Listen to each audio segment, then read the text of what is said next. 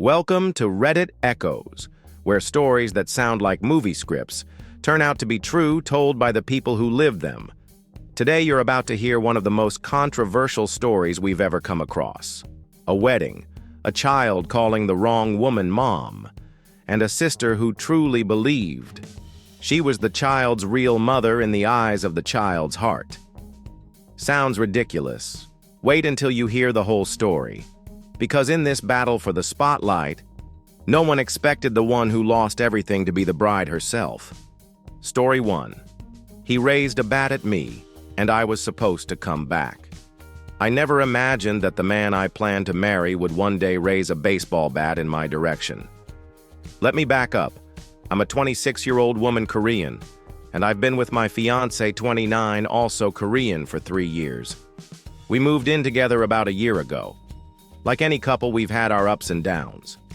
He can be moody sometimes, but I've always known him to be calm, rational, and someone who never crosses a line. Until last night. It started with something that seemed relatively minor. I was scrolling through his phone while he was in the shower. Not proud of it, but something in my gut told me to look. I didn't find evidence of cheating, not directly, but I did find some messages to a female coworker that felt wrong. Too familiar, too flirty. He had complimented her outfits multiple times, told her she had a great figure, said she had dangerous curves, and even joked, "You keep dressing like that, I'm going to get in trouble." Excuse me? Here's the kicker. He doesn't even compliment me like that. I don't get "you look gorgeous today" or "that dress suits your body perfectly" from him. So why is some random coworker getting the praise I crave from the man who's supposed to love me? I confronted him, not screaming, not accusing, just holding the phone and asking, "Can we talk about this?" He immediately became defensive.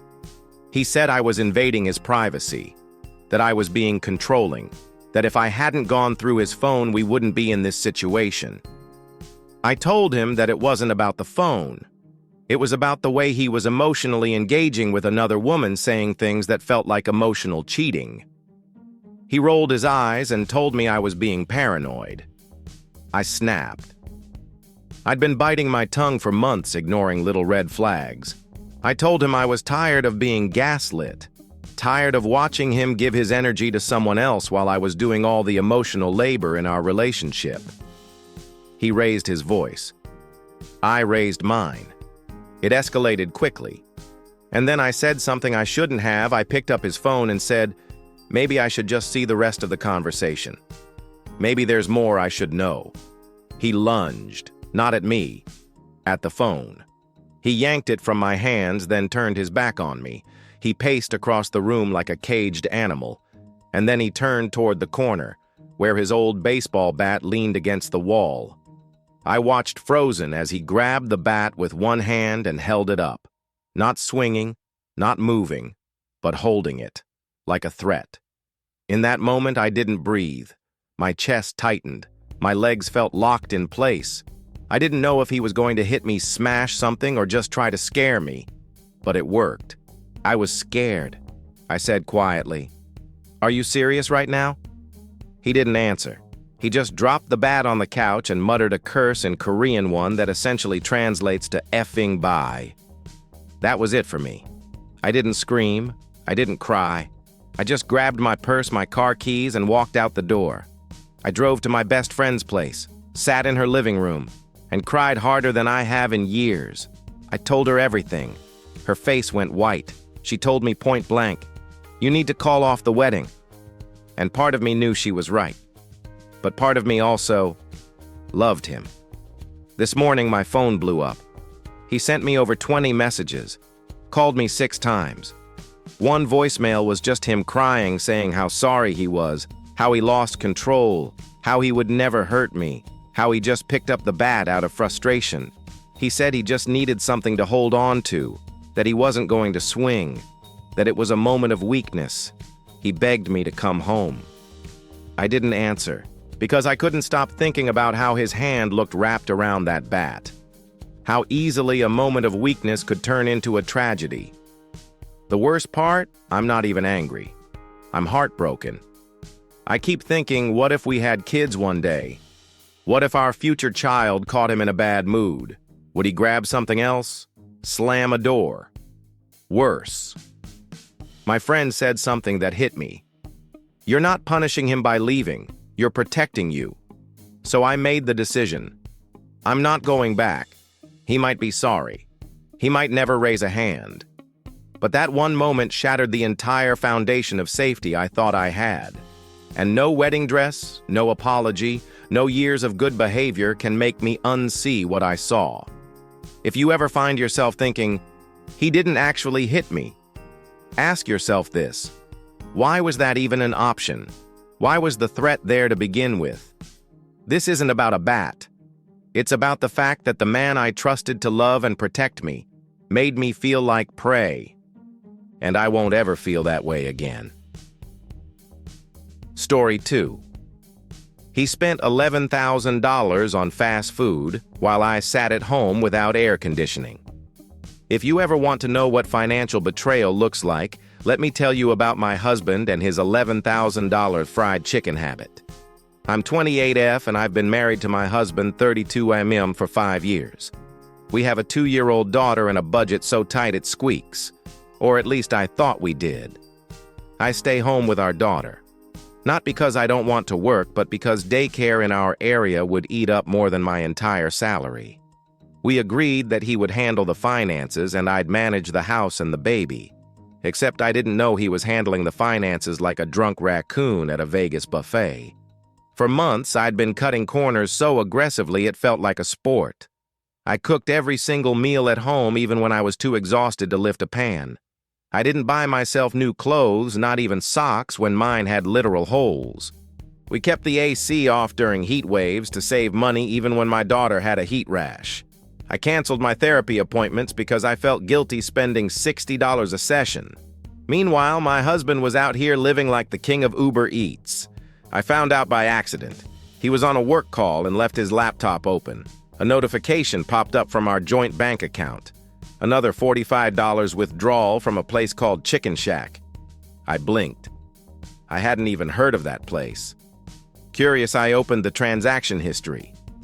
I wish I hadn't. It was like falling into a deep, greasy rabbit hole of burgers, fries, chicken wings, steak burritos, and sushi rolls, all from places I'd never even tried.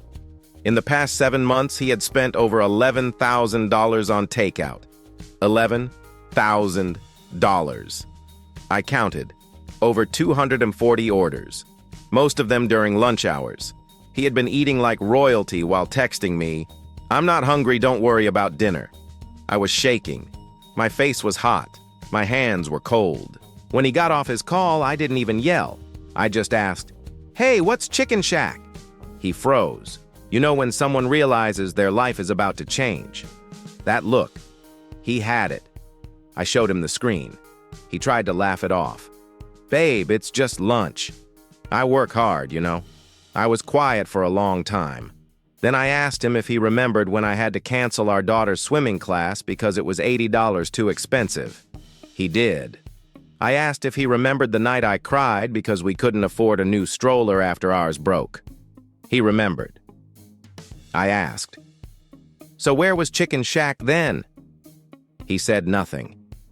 I asked if he remembered the day I had a panic attack from the heat because we couldn't afford to run the AC for more than 30 minutes a day.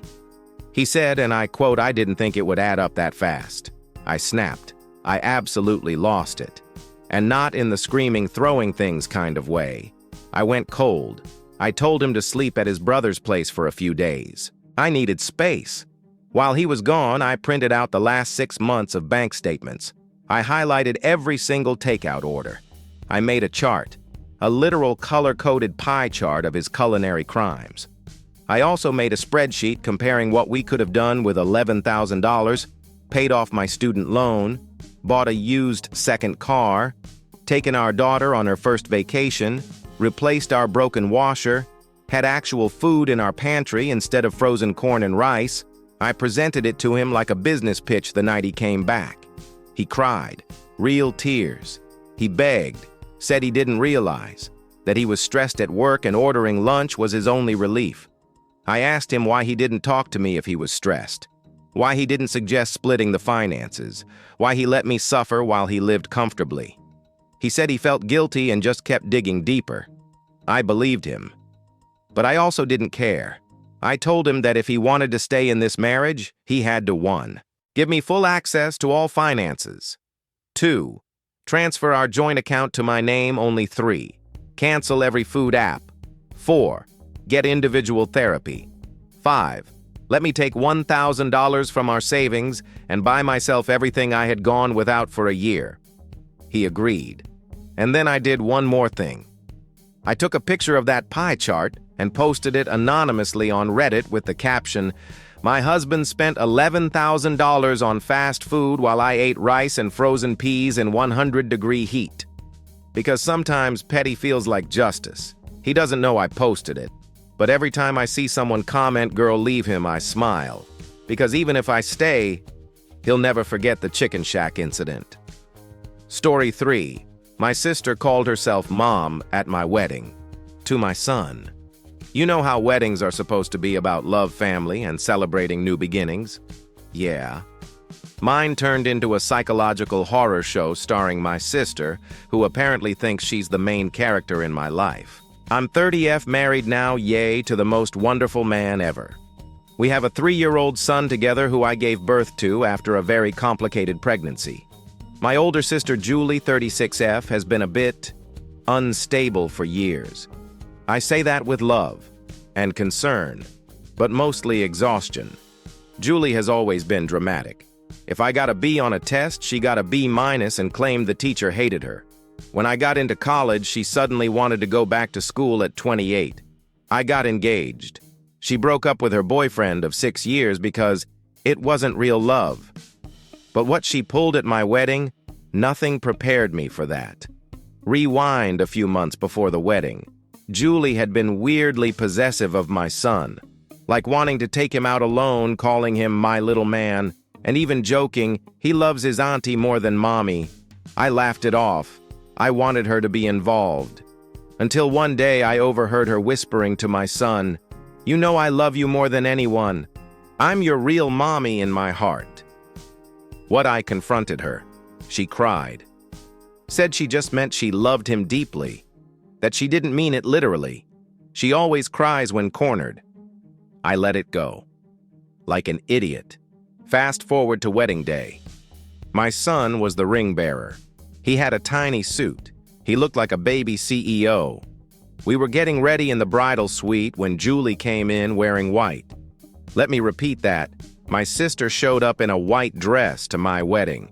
She claimed it was ivory and that she didn't want to upstage me.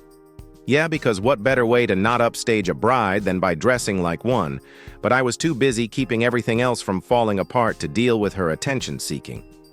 I told her to sit in the second row with our parents. She pouted, said she should be in the front row since she raised my son half the time. Excuse me. My husband overheard. He walked her to the second row personally. Ceremony starts. My son walks down the aisle holding the rings like a champ. Everyone awes, until he suddenly runs to Julie and yells, "Mommy!" Everyone froze. I looked at her. She looked smug, like she had been waiting for this moment. I tried to play it off. I smiled. I told my son, "Come to mommy, baby." He looked confused but came to me. After the ceremony, I asked Julie what the hell that was. She shrugged. Kids get confused, maybe because he hears me say it sometimes. I lost it. I pulled her aside and said, "You will never refer to yourself as his mother again. You are his aunt. That's it." She cried. Again. Said she couldn't help it, she just feels this deep connection with him, that she always wanted a child, but can't have one, and that seeing me with him makes her feel like she's missing her purpose. I told her to get therapy. Then came the final straw. At the reception, she stood up during the toasts, uninvited, and gave a speech about how families come in all forms, how some people are mothers of the soul, not just the body, how she watched him grow every step of the way, and would always be there as the mom he may not realize he had. People were stunned. My mill whispered, "Did she just say what I think she said?" I stood up, took the mic, and said, "Let me clarify something. I am his only mother. The woman who carried him for 9 months had an emergency C-section and sings to him every night as me. Julie is his aunt. This is my wedding, not her fantasy." You could hear a pin drop. Julie ran out sobbing. Again. Now half my extended family thinks I overreacted, that Julie is just lonely and was trying to feel included. But I can't shake the feeling that she crossed a huge line. Multiple lines. She brought scissors to those lines and gleefully shredded them. We haven't spoken since. She's blocked me on everything. Apparently, she told a cousin I humiliated her in front of everyone and made her feel like a nothing. I don't know. Maybe I did. But if calling yourself mom to someone else's child on their wedding day isn't grounds for a reality check, I don't know what is. You don't get to steal a title just because you're sad, especially when that title belongs to the woman in the wedding dress. The only one wearing white that day should have been me. So what do you think? Was the main character being too harsh on a lonely sister, or was this a boundary crossed beyond forgiveness? Drop your thoughts in the comments. What would you have done if you were the bride in this story? And don't forget, like, subscribe, and hit that bell so you won't miss the next wild story here on Reddit Echoes, where the truth is always stranger than fiction.